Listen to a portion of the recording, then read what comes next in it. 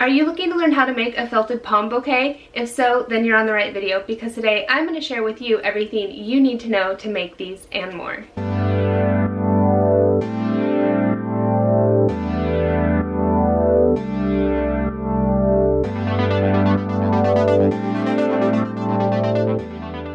Hi everyone, and welcome to today's video, how to make a felted pom bouquet. My name is Iceland, and on this channel, Snowflake Forest Felting, I share needle felting videos, have needle felting tutorials like this one, and share product reviews from time to time. So if you're new and this interests you, please consider subscribing. And if you want to know more about anything you see here on this channel, be sure and check the links down in the description below this video, or leave a comment. I'd love to connect with you there. And if you think this video might help someone, please share it where you can, as with all my videos. Now, to begin, I'm going to show you everything you're going to need to make these. You're going to need the felted balls in the amount that you want. I'm doing a dozen here, so I'll be doing the color scheme 3 of each of those 4 options. You could do a fall color scheme, a winter, different colors and different sizes. Just have fun with it. And if you haven't made your felted balls yet, I have tutorials teaching you how you can make those, whether you're wanting to make them solid colored or mesh colored. I'll have both of those linked down in the description below, and you can learn more there.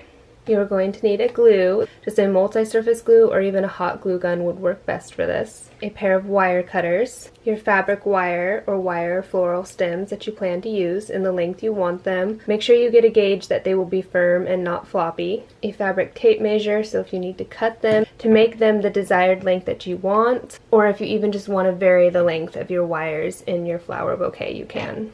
I like to use marbles in the bottom of a vase to help make my floral stems stand at a different length inside, but cutting them with the wire cutters also works. I have this mason jar here that I'm going to set them in to dry. You can also just line them along your wall if you want. Just stand them against it for them to dry, as long as they'll stay undisturbed. You'll also need a pair of scissors to be cutting the hole that we're going to put inside the ball to get the wire in there, and trim them up if they're still a little bit fuzzy if you want.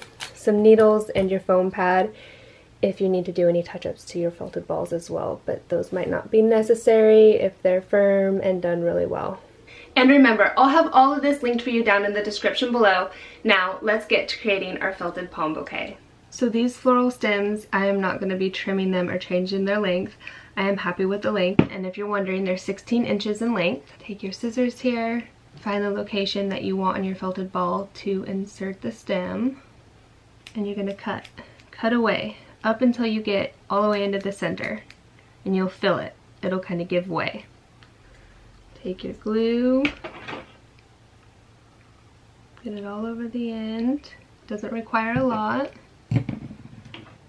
This works just the same if you're using a hot glue gun. You just need to wait for the glue to get hot. Shove it down in, just like that, and it's done. Just like that, you'll have made your first felted palm. I'm going to put mine down inside to dry for 24 hours, and then I'll be able to drop any type of essential oils like lavender or whatever that I want on them to enjoy in our room, where they will also brighten the space. So now just continue this process until you have done all of your felted balls, and then you will have a whole bouquet of them.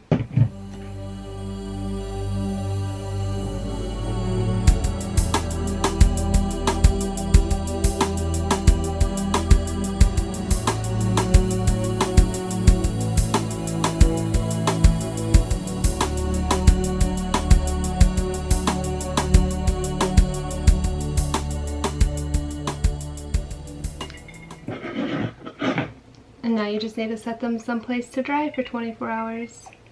Look how cool it's starting to look already. You can't even see them completely. Okay, now that some time has passed and your felted balls are all dry, I'm going to remove mine from the jar here. Now you want to give each one a final look over and trim. If you see any spots that need felted or fibers that need tucked in, tuck them in. Just be sure and get them all tucked in and trimmed away. And then repeat that for each one of them. And then lastly, if you want, you can apply some essential oils to them. I'm going to put a drop of lavender on a couple of them. Just like so. And then just like that, you have a felted pom bouquet. Just look how beautiful all those colors are together.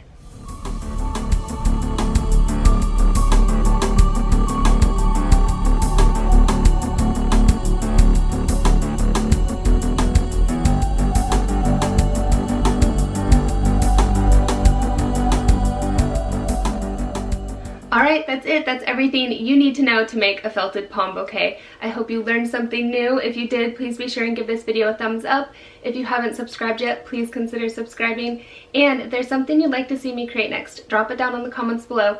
I might just create it. Thank you so much for watching, and I'll see you in my next video. Happy felting! Bye!